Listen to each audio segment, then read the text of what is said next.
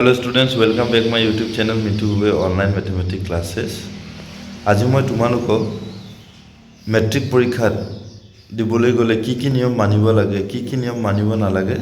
তাৰ ওপৰত ভিডিও এটা বনাই দিছো যাতে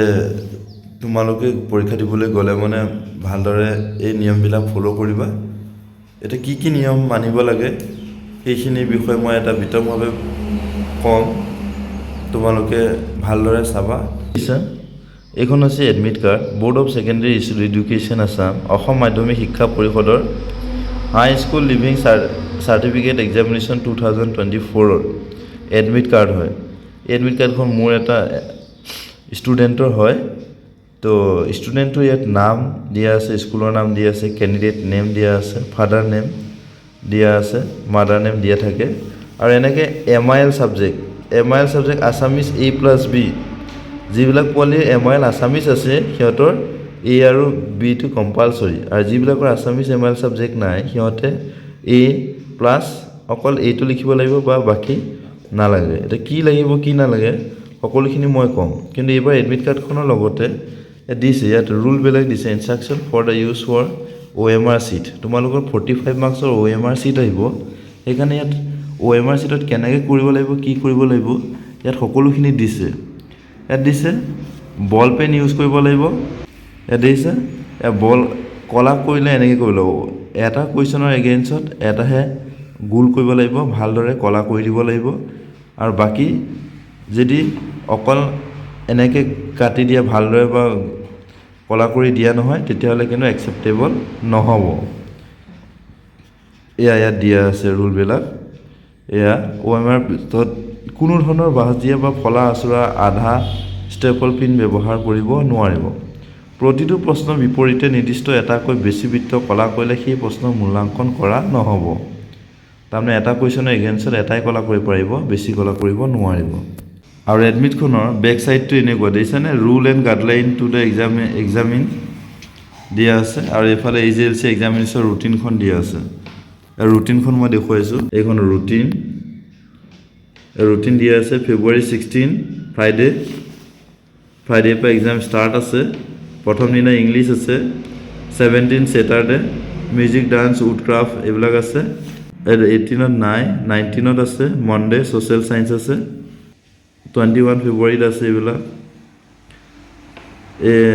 beauty wellness electronics agricultural animal health এইবিলাক আছে ফেব্ৰুৱাৰী 23ত এমআইএল সাবজেক্ট আছে আৰু ফেব্ৰুৱাৰী 27ত জেনাৰেল সায়েন্স আছে ফেব্ৰুৱাৰী 29ত জেনাৰেল ম্যাথমেটিক্স আছে 2 মাৰ্চ ইলেক্টিভ হিন্দী আছে আৰু মাৰ্চ 4ত advance math geography history Sanskrit computer science এইবিলাক হোম সায়েন্স নেপালী পাৰ্চিয়ান এইবিলাক আছে এইখিনি কাৰণে আমাক দিব টাইম 3 hours এয়া morning from 9 AM to 12 noon লৈকে আছে afternoon from 1:30 PM to 4:30 PM আছে কিন্তু যিখিনি প্ৰেক্টিকেল আছে বিউটি পাৰ্লাৰ হওক বা এগ্ৰিকালচাৰেল কিবা হওক ইহঁতে কি কৰিব টাইম ইহঁতক দিছে time allowed 2 hours 9 AM to 11 AM 1:30 PM to 3:30 PM আৰু practical examination will be held practical হ'ব ইহঁতৰ 2nd and 3rd ফেব্ৰুৱাৰী 2024 ইয়াত দিছে 5 মিনিট এক্সট্ৰা টাইম দিব 8:55 but to 9 AM যে মৰ্নিং 9 পৰা এক্সাম আছে সেইকাৰণে 8:55ত 5 মিনিট আগতে কুৱেশ্যন পেপাৰ পাব আৰু 1:30 পৰা এক্সাম আছে 1:30 আগতে 1:25ত কুৱেশ্যন পেপাৰ পাব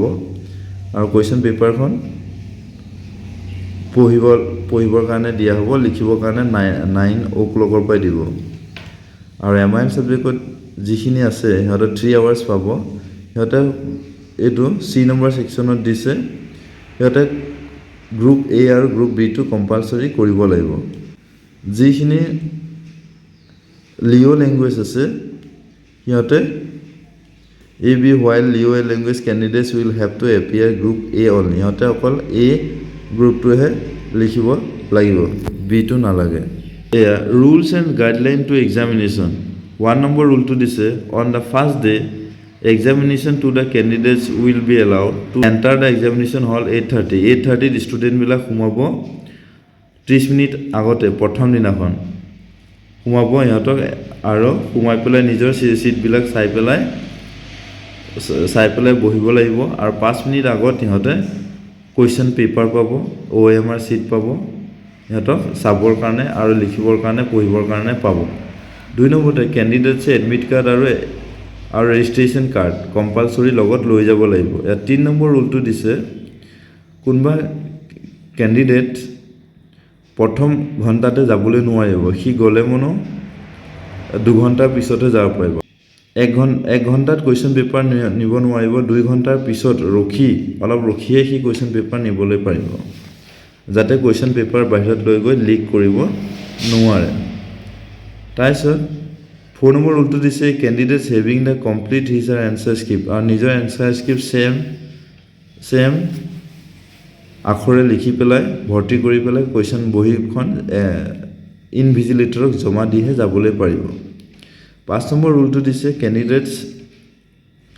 নিজে লিখা যিবিলাক সঁজুলি আছে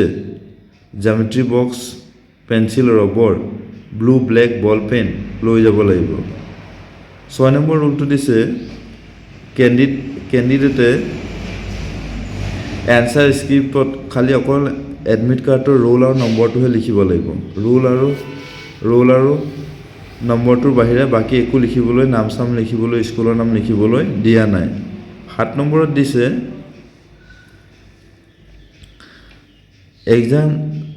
এক্সামিনেশ্যন হল দিব কাৰণে গলে মনে কোনো ইলেক্ট্ৰনিক গেজেট মোবাইল ফোন বা ক্যালকুলেটৰ এইবিলাক একো লৈ যাব নোৱাৰিব আৰু যদি কোনোবাই যদি ইনভিজিলেটৰ বা অফিচাৰে কোনোবা ধৰে তেতিয়ালে তাক 3 বছৰৰ কাৰণে ডিসকোৱালিফাইড কৰি দিব 3 বছৰ কতো পৰীক্ষা দিব সি নোৱাৰিব আৰু 8 নম্বৰ ৰুলটো দিছে ই এনসাৰ স্ক্ৰিপ্টত একো উল্টা পুল্টা লিখিব নোৱাৰিব অবজেকশনাল ৰিমাৰ্কস লিখিব নোৱাৰিব 9 নম্বৰটো দিছে যিবিলাক পোৱালিৰ ব্লাইণ্ডনেছ হয় চকুৰে কম দেখি পায় সিহঁতক প্ৰতি ঘণ্টাতে 20 মিনিটকৈ এক্সট্ৰা দিয়া হ'ব তাৰ মানে 3 ঘণ্টাত আমাৰ পৰীক্ষা হ'ব আৰু ব্লাইণ্ডনেছ কম দেখি পোৱা পোৱালিবিলাকৰ পৰীক্ষা 4 ঘণ্টা দিব আৰু প্ৰথম দিনাখন এইটো আইডেন্টিফাই কৰিব দিছে 10 নম্বৰটো দিছে কোনবাই যদি বোৰ্ডৰ ৰুলৰ এগেইনষ্টত যায় সিহঁতক কি কৰিব দিছে উলিয়াই দিবলৈ দিছে নোট ইয়াত দিছে আৰু কাৰোবাৰ যদি এডমিট কাৰ্ড বা নিজৰ নাম ভুল আছে তেতিয়াহলে সিহঁতে এখন ৰিসিপ্ট সেৱা বোৰ্ডৰ পৰা যিখন পাইছে এখন সাবমিট কৰিব দিছে শুদ্ধ নামৰ এগেইনষ্টত আৰু কোৱেশ্চন পেপাৰ ইয়াত লাষ্টত দিছে ইয়াত 8:55ত আৰু 1:25ত মৰ্নিং আৰু আফটাৰনুন শিফট দিবলৈ দিছে এইখিনি আছিল ৰুল তো তোমালোকৰ এইবাৰ মেট্ৰিক পৰীক্ষাৰ কাৰণে মানি চলিব লাগিব